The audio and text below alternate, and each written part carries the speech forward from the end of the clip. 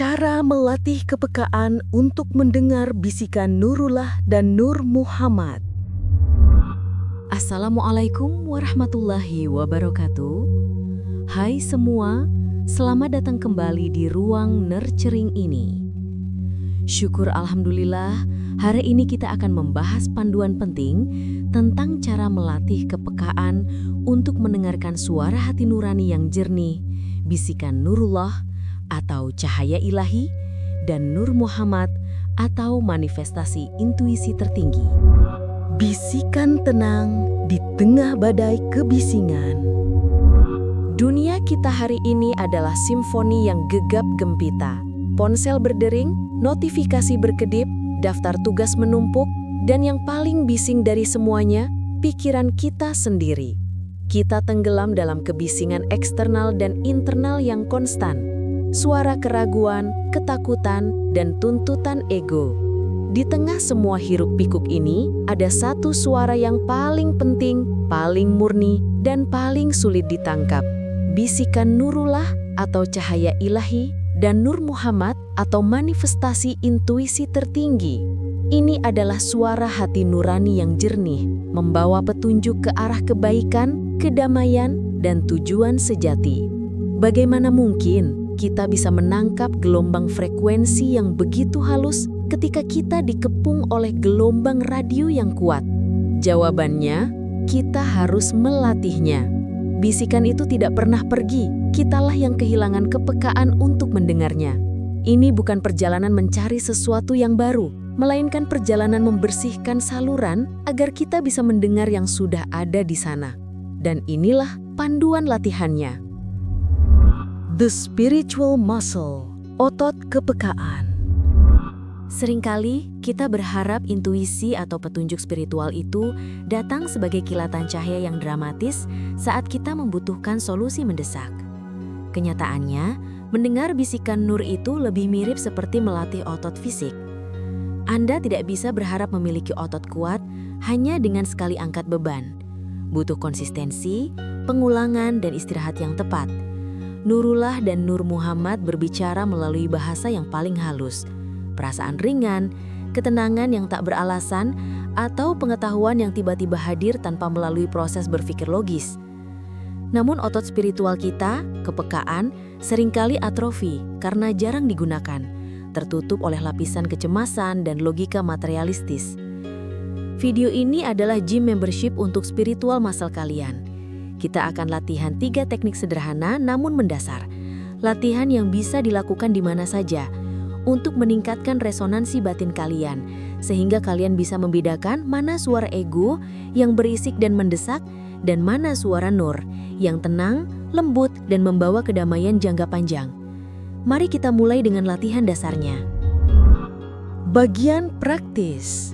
3 latihan utama mengaktifkan kepekaan. Latihan-latihan ini dirancang untuk tujuan tunggal, membersihkan lautan pikiran kalian agar dasar kejernihan spiritual, tempat nur bersemayam, dapat terlihat. Latihan 1. Meditasi senyap 5 menit harian. The Daily 5-Minute Silence. Latihan pertama adalah fondasi dari semua praktik kepekaan. Ini sangat simpel, tetapi efeknya revolusioner. Caranya, menyediakan ruang hening mutlak. 1. Waktu dan tempat. Lakukan segera setelah bangun tidur atau sebelum tidur malam. Duduklah di tempat yang paling nyaman dan sunyi. Mekanisme, pejamkan mata. Jangan mencoba untuk mengosongkan pikiran karena itu mustahil. Fokuskan seluruh perhatian hanya pada satu hal. Napas Anda. Pengamatan, rasakan udara masuk dan keluar. Sensasi dingin di hidung, gerakan perut. Setiap kali pikiran mulai melompat, siapa yang harus dihubungi, apa yang harus dimasak? Perlahan-lahan kembalikan fokus Anda tanpa menghakimi, kembali ke napas. Tujuannya, menenangkan lautan piranha. Pikiran kita sering diibaratkan sebagai lautan yang sangat bergelombang. Bisikan nur itu selalu ada di dasar lautan tersebut. Tetapi, gelombang pikiran, kecemasan, rencana, memori, membuat kita tidak bisa melihat ke bawah. Hening 5 menit ini bertujuan untuk menenangkan gelombang tersebut. Ini bukan tentang mencapai nirwana, melainkan tentang menciptakan celah singkat di mana air menjadi cukup tenang, memungkinkan kejernihan sesaat. Frekuensi Nurullah dapat menembus saat pikiran berada dalam kondisi resting state, kondisi istirahat yang dalam. Challenge: coba lakukan ini selama 7 hari berturut-turut. Jangan putus asa jika di hari ketiga terasa sulit. Itu artinya Anda sedang membersihkan kekacauan mental yang telah menumpuk selama bertahun-tahun. Latihan 2. Jurnal reflektif hati. The Journaling Prompt. Setelah menenangkan pikiran di pagi hari, kita perlu melatih kemampuan refleksi di malam hari. Bisikan Nur sering datang dalam bentuk penyesuaian kecil atau feedback harian. Caranya, mengejar resonansi perasaan. Setiap malam sebelum tidur, idealnya sebelum otak didominasi layar, buka jurnal Anda dan tulis jawaban dari 2 pertanyaan ini. 1. Dimensi ketenangan dan kegelisahan. Di mana momen paling tenang dan paling gelisah saya hari ini? Apa pemicunya? Tujuannya untuk melihat konteks di mana Nur hadir. 2. Pilihan rasa. Apa pilihan sederhana yang saya ambil hari ini yang terasa paling ringan di hati? Tujuannya mengenali bahasa tubuh spiritual, ringan versus berat. Nur sering berkomunikasi melalui getaran yang ringan, damai, dan mengundang ekspansi. Ego dan nafsu sering berkomunikasi melalui getaran yang berat, mendesak dan memicu kontraksi di dada atau perut. Latihan jurnal ini melatih Anda untuk menjadi detektif spiritual, untuk mengenali pola perasaan ringan, biasanya dari Nur, versus berat, biasanya dari ketakutan atau instant gratification. Dengan mendokumentasikannya, Anda memberikan data konkret kepada diri sendiri tentang mana pilihan yang benar-benar membawa kedamaian. Challenge: tulis tanpa self-judgment. Cukup amati polanya selama 1 minggu. Setelah 7 hari, baca kembali. Adakah korelasi antara pilihan ringan dan hasil yang memuaskan? Latihan 3. Permainan what if intuitif. Latihan ketiga ini adalah latihan kecepatan. Kita melatih intuisi kita untuk bereaksi sebelum logika kita mengambil alih. Caranya, menangkap impuls pertama. Saat dihadapkan pada pilihan kecil yang tidak terlalu penting, dan ini kuncinya, harus pilihan kecil. Tanyakan dalam hati. Pilihan A, what if I choose A? Tunggu sepersekian detik dan rasakan respon tubuh. Pilihan B, what if I choose B? Tunggu sepersekian detik dan rasakan respon tubuh. Pilih berdasarkan resonansi atau keringanan yang Anda rasakan pada impuls pertama sebelum pikiran mulai berargumen. Contoh praktis. Mau makan siang nasi atau salad mie? Tanya sensasi di dada. Mau hubungi teman A dulu atau B dulu? Mana yang terasa lebih mengalir? Mau jalan pulang lewat jalur macet yang biasa atau coba jalur yang baru ya? Tujuannya, melatih jari spiritual. Bisikan Nur Muhammad sering datang sebagai impuls pertama yang sangat cepat. Seringkali begitu cepat sehingga kita melabelinya sebagai pikiran acak. Latihan ini adalah tentang memvalidasi impuls pertama itu. Dengan berlatih pada pilihan kecil yang minim resiko, Anda membangun kepercayaan pada sistem internal Anda. Kepercayaan ini adalah jembatan yang nanti Anda gunakan ketika dihadapkan pada keputusan besar dalam hidup. Pekerjaan, pasangan, tempat tinggal. Nur sering berbicara melalui perasaan ringan dan tenang yang mengiringi suatu pilihan baik, bahkan jika pilihan itu tidak masuk akal secara logis. Challenge: praktekkan di 3 pilihan kecil sehari. Fokus pada sensasi ringan yang dihasilkan, bukan pada hasilnya. Konsekuensi besar kecilnya tidak masalah. Yang penting adalah latihan sensasinya. Tips menghadapi hambatan troubleshooting. Perjalanan ini tidak mulus. Akan ada fase di mana Anda merasa buntu. Ini adalah 3 hambatan paling umum. Hambatan 1. Aku tidak merasa apa-apa.